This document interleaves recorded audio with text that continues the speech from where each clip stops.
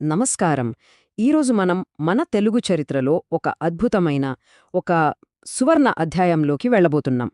ఎవరి గురించో తెలుసా? దక్కన్ పీఠభూమిని గడగడలాడించిన గొప్ప యోధులు. అదే కాకతీయుల కథ. ముఖ్యంగా ఎవరైతే కాంపిటీటివ్ ఎగ్జామ్స్కి ప్రిపేర్ అవుతున్నారో వాళ్లకిది చాలా చాలా ముఖ్యమైన టాపిక్. సో రెడీగా ఉండండి. సరే, ఈ కథను మనం ఒక ప్రశ్నతో మొదలుపెడదాం. ఆలోచించండి, మన భారతదేశ చరిత్రలో ఒక సామ్రాజ్యాన్ని పాలించిన రాణులు ఎంతమంది ఉన్నారు? పురుషులతో సమానంగా నిలబడి, కొన్నిసార్లు వాళ్లని మించిపోయి పాలించినవాళ్లు చాలా తక్కువ కదా, చాలా అరుదు. అలాంటి ఒక అరుదైన రాణి కాకతీయ సామ్రాజ్యానికే ఒక మణిముకుటంలా నిల్చారన్మాట. ఆమె రాణి రుద్రమదేవి. ఆమె పరిపాలన క్రీస్తు శకం 1262 నుండి 1289 వరకు సాగింది. ఆమె పాలన అనేది కేవలం కాకతీయ వంశానికే కాదు, మొత్తం మన భారత చరిత్రకే ఒక గర్వకారణమని చెప్పాలి.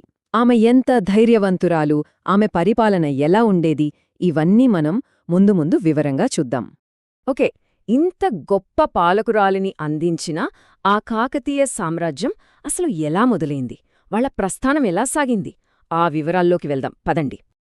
కాకతీయుల ప్రస్థానం చూస్తే అది ఒకే రోజులో మొదలవలేదు. మొదట్లో అంటే 10వ శతాబ్దంలో వాళ్లు రాష్ట్రకూటులకి, పశ్చిమ చాళుక్యులకి సామంతులుగా ఉండేవారు. ఫ్యూడిటరీస్ అంటాం కదా, అలా అన్మాట. అంటే వాళ్ల కింద చిన్న పాలకులుగా ఉండేవాళ్లు. కాని అసలు టర్నింగ్ పాయింట్ ఎప్పుడొచ్చిందంటే క్రీస్తు శకం 1163లో. అప్పుడు మొదటి ప్రతాపరుద్రుడు స్వాతంత్ర్యం ప్రకటించుకున్నాడు. ఇక అక్కడ్నుంచి వాళ్ల ప్రస్థానం మొదలైంది. ఆ తర్వాత గణపతిదేవుడి కాలంలో అయితే సామ్రాజ్యం ఇంకా విస్తరించింది.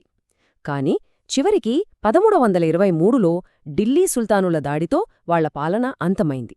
చూడండి, ఈ రెండు డేట్స్ 1163 స్వాతంత్ర్యం ప్రకటించుకున్న సంవత్సరం, ఇంకా 1323 పాలన ముగిసిన సంవత్సరం ఎగ్జామ్స్కి చాలా ఇంపార్టెంట్, ఖచ్చితంగా గుర్తుపెట్టుకోవాలి.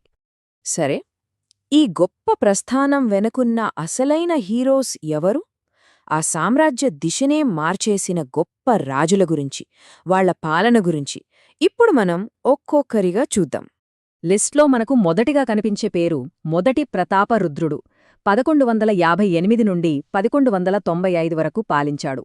ఇతనే కాకతీయుల్ని ఒక చిన్న సామంతుల స్థాయి నుంచి ఒక సార్వభౌమ శక్తిగా, అంటే ఒక ఇండిపెండెంట్ కింగ్డమ్గా నిలబెట్టిన మొట్టమొదటి వ్యక్తి. ఇతని విజయాల్లో 2 విషయాలు మనం ఖచ్చితంగా గుర్తుపెట్టుకోవాలి. మొట్టమొదటిది మనం ఇందాక చెప్పుకున్నట్టే 1163లో పశ్చిమ చాళుక్యుల నుండి స్వాతంత్ర్యం ప్రకటించుకోవడం, అంటే సార్వభౌమత్వాన్ని, సోవరెనిటీ ప్రకటించడం. ఇదొక పొలిటికల్ విక్టరీ. ఇక రెండోది చాలా ముఖ్యమైన సాంస్కృతిక విజయం. అదేంటంటే ప్రభుత్వ శాసనాల్లో, అంటే అఫీషియల్ రికార్డ్స్లో తెలుగు భాష వాడకాన్ని మొదలుపెట్టడం. ఆలోచించండి, అది కేవలం భాష మార్పు కాదు, మన తెలుగు భాషకు, మన ప్రాంతీయ అస్తిత్వానికి ఇచ్చిన గౌరవం.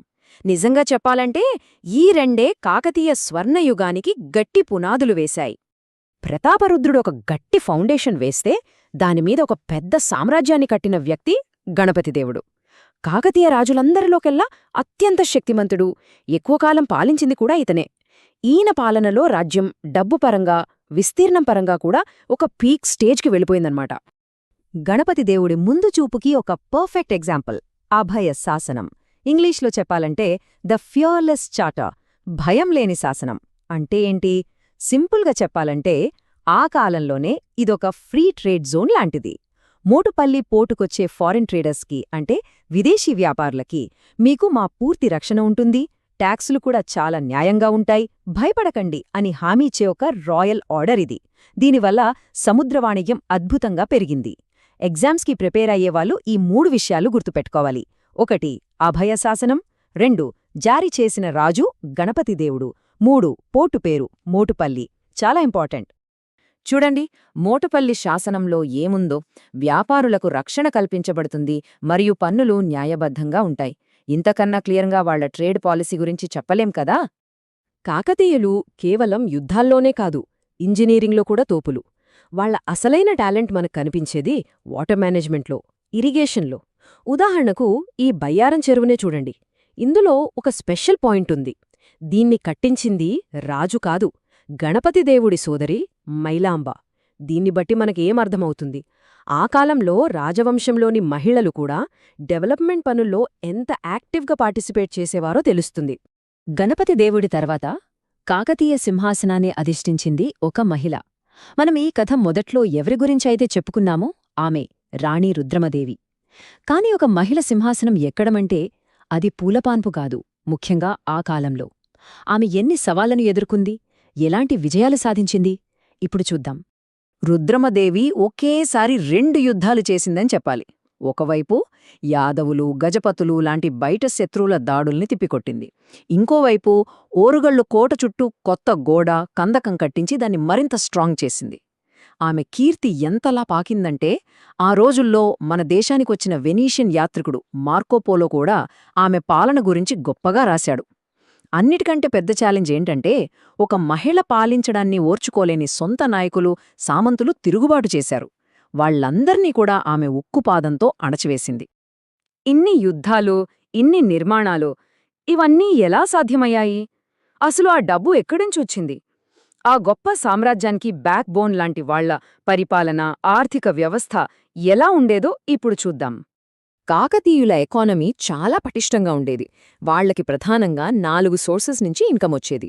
1 వ్యవసాయం మీద వేసే ల్యాండ్ ట్యాక్స్, 2 బిజినెస్ మీద వేసే కస్టమ్స్ డ్యూటీ అంటే సుంకాలు, 3 అడవులు, గనుల లాంటి న్యాచురల్ రీసోర్సెస్ మీద వేసే ట్యాక్స్, 4ది ఇది కొంచెం స్పెషల్, గుర్తుపెట్టుకోవాలి, పచ్చిక బయళ్లలో పశువుల్ని మేపినందుకు కట్టే ట్యాక్స్, దాని పేరు పుల్లరి. ఈ పుల్లరి పన్ను అనే పదం ఎగ్జామ్స్లో చాలాసార్లు అడిగారు, సో ఇది ఇంపార్టెంట్. ఇక కాకతీయుల కాయిన్స్ విషయానికొస్తే వాళ్ల నాణేల మీద నందినాగరి అనే స్క్రిప్ట్ అంటే లిపిని వాడారు. ఇది కూడా ఎగ్జామ్ పాయింట్ ఆఫ్ వ్యూలో చాలా ఇంపార్టెంట్. వాళ్ల కాయిన్స్ మీద ఏ లిపి ఉండేది? నందినాగరి. ఓకే, రాజులు, యుద్ధాలు, ఎకానమీ ఇవన్నీ చూశాం. మరి ఆ కాలంలో మామూలు ప్రజల జీవితం ఎలా ఉండేది? వాళ్ల సమాజం ఎలా ఉండేది? వాళ్ల భాష ఎలా అభివృద్ధి చెందింది? ఈ విషయాలు చూద్దాం. కాకతీయుల సమాజంలో ఒక చాలా ప్రోగ్రెసివ్ విషయముంది. ఆ రోజుల్లో సాధారణంగా పుట్టిన కులాన్ని బట్టి ఆ వృత్తినే చెయ్యాలి. కాని కాకతీయుల కాలంలో అలా లేదు. సోషల్ స్ట్రక్చర్ అంత కఠినంగా లేదు. అంటే ఎవరైనా సరే వాళ్లకు నచ్చిన వృత్తిని ఎంచుకోవచ్చు. దీన్నే మనమిప్పుడు సోషల్ మొబిలిటీ అంటున్నాం. ఇది ఆ కాలానికి చాలా గొప్ప విషయం. అంతేకాదు, ఏరకసానమ్మ లాంటి ఉన్నత వర్గాల మహిళలు కూడా గుళ్ళు కట్టించటం లాంటి పనుల్లో పోషకులుగా అంటే ప్యాట్రన్స్గా ఉండేవారు. ఇందాక చెప్పుకున్నాం కదా మహిళలు పోషకులుగా ఉండేవారని. దానికి ఇదొక పర్ఫెక్ట్ ఎగ్జాంపుల్. పిల్లలమర్రిలో ఉన్న ఈ ఏరకేశ్వర ఆలయం, దీన్ని క్రీస్తు శకం 1208లో ఏరకసానమ్మ అనే ఒక సామంతుడి భార్య కట్టించారు. ఇది వాళ్ల సమాజంలో మహిళలకి ఎంత ప్రాధాన్యత ఉండేదో చూపిస్తోంది. ఇక భాష విషయానికి వస్తే కాకతీయులు తెలుగు భాషకి ఇచ్చిన ప్రాధాన్యత అంతా ఇంతా కాదు. వాళ్లకంటే ముందు అఫీషియల్ రికార్డ్స్ అన్నీ కన్నడలో ఉండేవి. కాని వీళ్ల కాలంలోనే అదంతా మారి తెలుగు అధికార భాషగా మారింది. ఇది కేవలం భాష మార్పు కాదు, మన తెలుగుకి, మన ఐడెంటిటీకి ఒక బలమైన పునాది వేసిన సంఘటన. అయితే ఎంత గొప్ప సామ్రాజ్యానికైనా ఒక ముగింపు అనేది ఉంటుంది. కాకతీయ సామ్రాజ్యం కూడా పతనమైంది. కాని వాళ్లు మనకు వదిలి వెళ్లిన వారసత్వం, వాళ్ల లెగసీ ఇప్పటికీ మనతోనే ఉంది. అదేంటో చూద్దాం. ఆ సంవత్సరం క్రీస్తు శకం 1323. ఢిల్లీ సుల్తాన్ ఘియాసుద్దీన్ తుగ్లక్ సైన్యాలు ఓరుగల్లును ఆక్రమించుకున్నాయి. ఆ దెబ్బతో సుమారు 2 శతాబ్దాల పాటు తెలుగు గడ్డపై వెలిగిన కాకతీయ సామ్రాజ్యం అంతమైంది. ఈ సంవత్సరం 1323 అటాక్ చేసిన తుగ్లక్ పేరు 2 ఎగ్జామ్స్కి చాలా ముఖ్యం. కాకతీయుల పాలన ముగిసిపోయి ఉండొచ్చు, కాని వాళ్ల ఆలోచనలు, వాళ్ల పనులు ఇప్పటికీ బతికే ఉన్నాయి. దీనికి బెస్ట్ ఎగ్జాంపుల్ ఏంటో తెలుసా? ఆ రోజుల్లో వాళ్లు కట్టిన గొలుసుకట్టు చెరువుల సిస్టమ్, చైన్ ట్యాంక్ సిస్టమ్ అంటాం కదా, అదే. ఇంట్రెస్టింగ్ విషయమేంటంటే ఇప్పుడు తెలంగాణ ప్రభుత్వం అమలు చేస్తున్న మిషన్ కాకతీయ అనే పథకం వాళ్ల ఆనాటి ఆలోచన నుంచే పుట్టింది. 100 ఏళ్ల తర్వాత కూడా వాళ్ల విజన్ మనకు ఉపయోగపడుతుందంటే చూడండి వాళ్ళు ఎంత గొప్పవాళ్ళో. ఈ మిషన్ కాకతీయ అనేది ఒక్క ఉదాహరణ మాత్రమే. కాకతీయులు చేసిన నీటిపారుదల వ్యవస్థ, వాళ్ల పరిపాలన, మన తెలుగు భాషకు వాళ్ళిచ్చిన గౌరవం, ఇలాంటి ఎన్నో విషయాలు ఇప్పటికీ మన తెలంగాణ ప్రాంతాన్ని ఎలా ప్రభావితం చేస్తున్నాయి? ఈ విషయం గురించి ఒక్కసారి ఆలోచిద్దాం. నమస్కారం.